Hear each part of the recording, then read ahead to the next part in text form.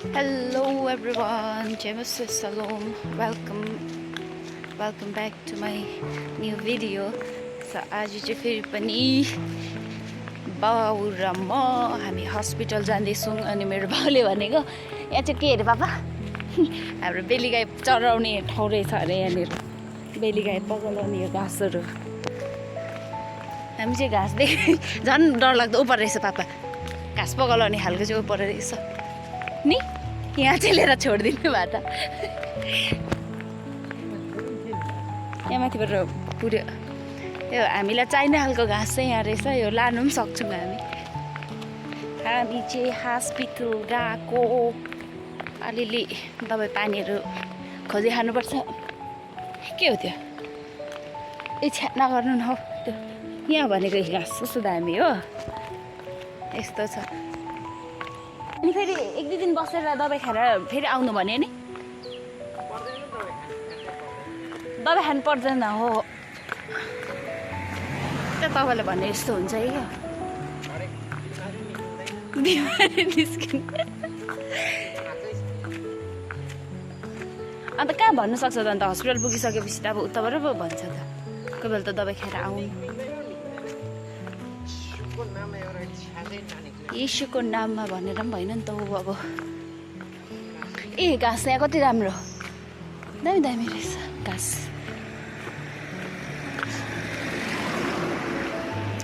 यहाँ चाहिँ सबै हाम्रो गाई लिएर छोडिदिनु भन्छ हा तितिरी खोइ ए त्यो तितिरी हो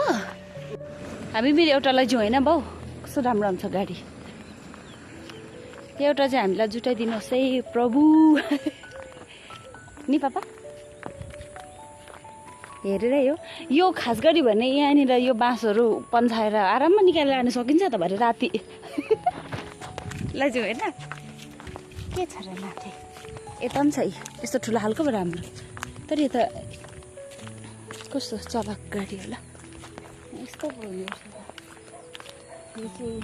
चाहिँ के भन्छ के पो ए योको रेसिडेन्ट यो उँभो यो क्लास चाहिँ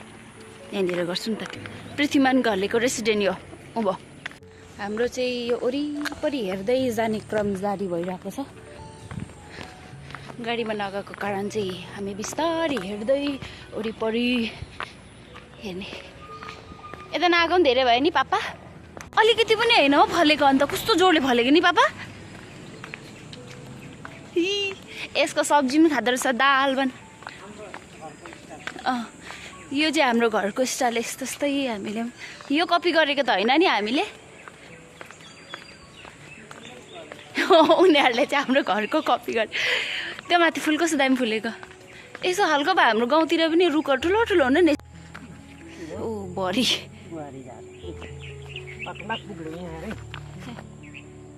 सरमले नि लजालु बरिझार खै टच मी नट पो भन्छ त टच मी नट भने चाहिँ नछु मलाई भनेको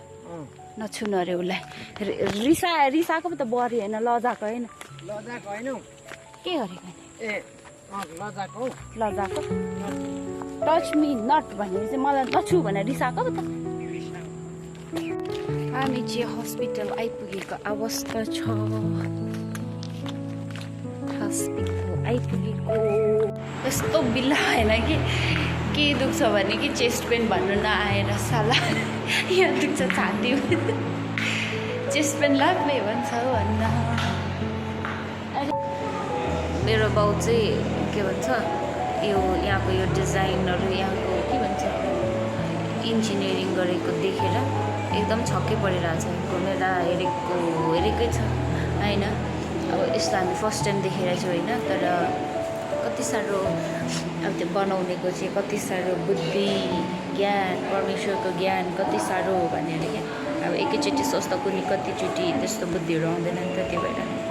एकदम घुमेको छ मेरो बाउ हेरेको नै छ मजाले निहाल्नुपर्छ निहालेर एक राउन्ड मारेर आयो के भन्छ अब यत्रो ठुलो त्यहाँभित्र लाइट लाउनु पऱ्यो त्यो सबै कुरो एकतालमा मिलाउँदा चाहिँ कसरी कुन ज्ञानले भ्याला भन्ने सचिन यो कुरा हामीले सोचेर हेर्दा सचिन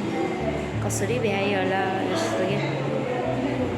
यस्तो मजाले सबै कुरो ठप ठप ठप लाइनदेखि लिएर सबै कुरा मेरो बाउ कहाँ हो मेरो ब्लड टेस्टहरू भयो मेरो बाउ खोज्दैछु म मेरो बाउ भेटेको छैन मेरो चाहिँ बेसी कुद्नु पऱ्यो क्या अरूको भन्दाखेरि पनि आफ्नै लागि कुद्दा खास गरी बाउको लागि कुद्नुपर्ने बिमार त त्यही त अन्त अलिअलि दबाई त दिन्छ नि त अब चेक गऱ्यो हस्पिटल आइसकेपछि अन्त कोही कोही बेला दुख्दाखेरि दबाई खायो भने काम गर्छ नि त हामी चाहिँ भक्कु दबाई थापेर अब घरतिर लाग्ने अवस्था लाग्नुपर्छ घरतिर दबाई मन पर्दैन भनेर हुन्छ क्या त अनि मेरो पापालाई चाहिँ फ्याटै दबाई मन पर्थ्यो गाडीमा जाउँ साह्रो तातो भयो ल भाउ अहिले तातो भयो अघि रमित हेर्दै आएको बिहान रमाइलो अहिले गाडीमा जानुपर्छ यहाँ ट्याक्सी आउँछ एकछिन उता हिँड्नु त ओ मुनि पाउँछ ट्याक्सी उता ल मुनिबाट आउनु न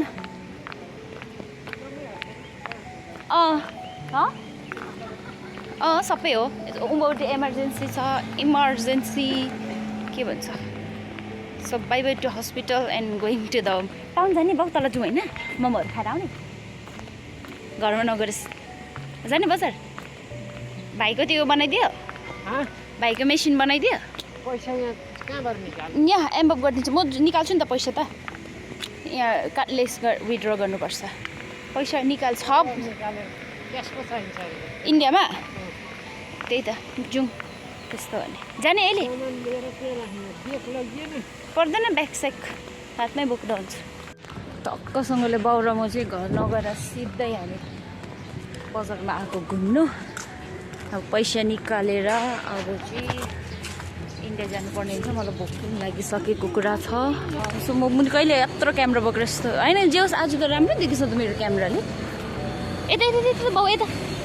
यता आउनु जेब्रा क्रसबाट जानुपर्छ अहिले मार्छ मेरो बाउले चाहिँ यहाँनिर लट्रीमा फस्ने 5 लाखको अरे 100 रुपियाँ मात्रै लिइराख्नु नि त चित्त नि बुझ्छ 5 लाख पायो भने 4 लाख चाहिँ पाउँछ 5 लाख फस्यो भने 4 लाख पाउँछ अरे गाडी लिनुपर्छ है बाउ फसिहाल्यो नि गाडी लिनुपर्छ थ्याङ्क यू अब हाम्रो यहाँ गाडी किन्ने प्रोसेस चालु होला जस्तो भयो हामी फसेको पैसाले चाहिँ मलाई यहाँनिर घरिघरि पापा उँधोको खाऊँ तल खाऊँ अहिले नखाऊँ न होस् अन्त कहाँ यहाँ खाने त अनि तल पनि यही हो यही लिएको हो तलबाट म यहाँ फेन्सिलिङ ओर्दोर गर्दाखेरि मलाई साह्रो उयो गाडीको समस्या हुँदैछ यो बाउको यो फस्यो भने चाहिँ त्यहाँबाट आउँछु केही कुरा चाहिँ उपलब्ध गराउनुपर्छ उयो पनि रहेछ बाउ किन्ने हो यतै हो ल इन्डियामा आएपछि एउटा कुरा चाहिँ हामीलाई कसैले म्याडम नभने यहाँ सबैजनाले हामीलाई के भन्छ म्याडम आउनुहोस् म्याडम यहाँ लगिदिन्छु के खानुहुने भन्छ क्या यस्तो प्राउड कुरा छ सायद यहाँ केही कुरा खानुपर्छ ल खाने केही कुरा यहाँ माथि आउनु सो वी आर गोइङ भाटिकामा हो ब्रेकफास्ट नखाएकोले मलाई भोक लाग्यो भाटिकामा खाइदिउँ आज भाटिका मिस्टर भाटिकामा हेरौँ कस्तो छ खाना आफूलाई चाहिँ यहाँको खाना भन्दा पनि यो टेबल मन पऱ्यो अरे यो टेबल बल्ल बल्ल धेरै पर्खाइको बादमा आयो प्रभुलाई धन्यवाद दिएर खानुपर्छ भनेन फ्रेस पाउँछ तातो तातो तपाईँलाई चाहिँ के पो मन परेको यो टेबल मन परेको यस्तो यो मजबुत छ नि यो होइन यो दाल त्यसकै हो छोला भटुरा हो कि जति त्यसमै पाउँछ उयो अब हामी चाहिँ खायौँ ल आज पनि के भन्छ अब खाएर पनि मिसिसक्यो कि बोकिराख्नु बोक्नु न खासुको कुरा चाहिँ के भन्छ 40 रुपियाँ फरे 20 रुपियाँ चाहिँ टिपेर लिएको मैले 20 रुपियाँ दिएको बेसी दिनु हुँदैन नि उनीहरूले स्यालेरी पनि पाइहाल्छ केही टिप्स दिनु तर पनि यस्तो उयो नदी चाहिँ सरम लाग्छ अब भाइको मेसिन ल्याउनु जानुपर्छ अब साँच्चीकै डढ्यो यस्तो ओभर घाम छ कि हामी आफैले दुःख खोजेको आज त यो आमा घाम चाहिँ यस्तो छ त मेरो बाउ कसरी आउँदैछ मेन काम भनेको त बाउकै हो कस्तो रेस्पेक्टमा हामीले आफूलाई जानुहोस् भन्छ यहाँनिर रेस्पेक्ट कहीँ पाइन भने चाहिँ आउनुपर्छ यहाँनिर म्याडमजी भनी मग्नुलाई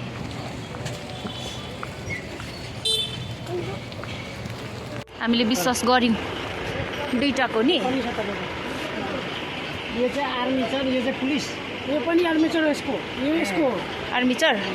यसको कार्बन हो ए दुईटाको गरी 3000 भएको 2050 सबै गरेर सामान लिएर मेकेनिक चार्ज सबै लिएर 3050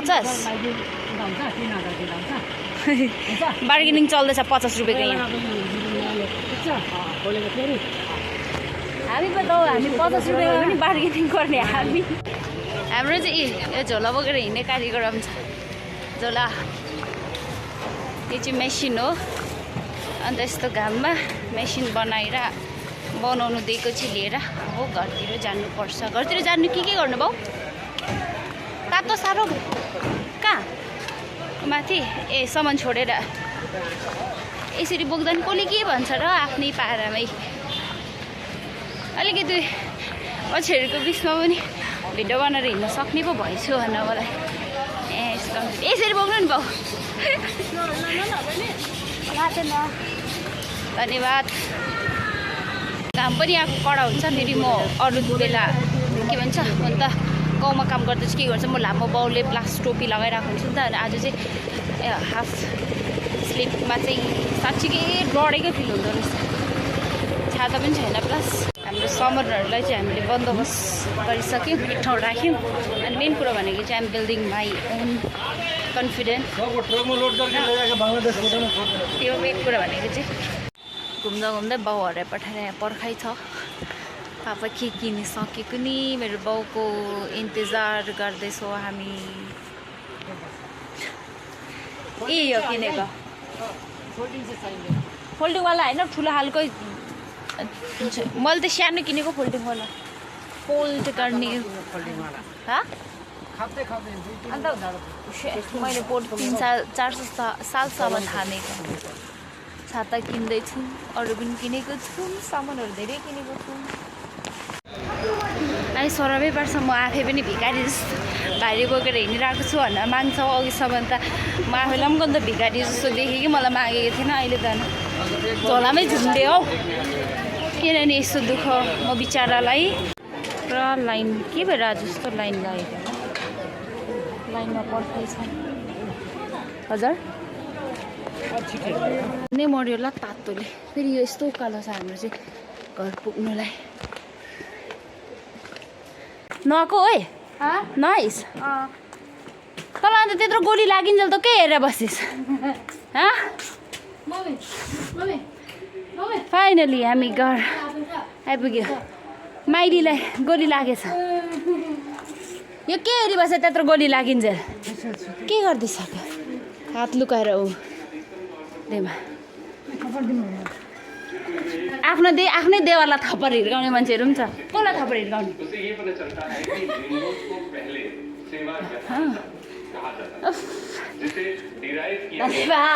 भन्नु नि अब हामी त बजार पनि घुमेर आयौँ नि रोटी खाने अन्त पिठो पुग्दैन भने थप्न ल्याउनु आएको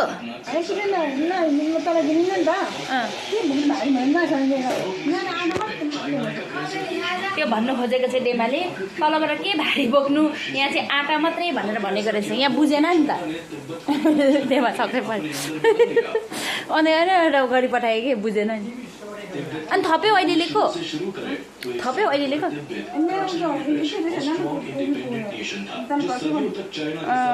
ल लाइट मारिदिउँ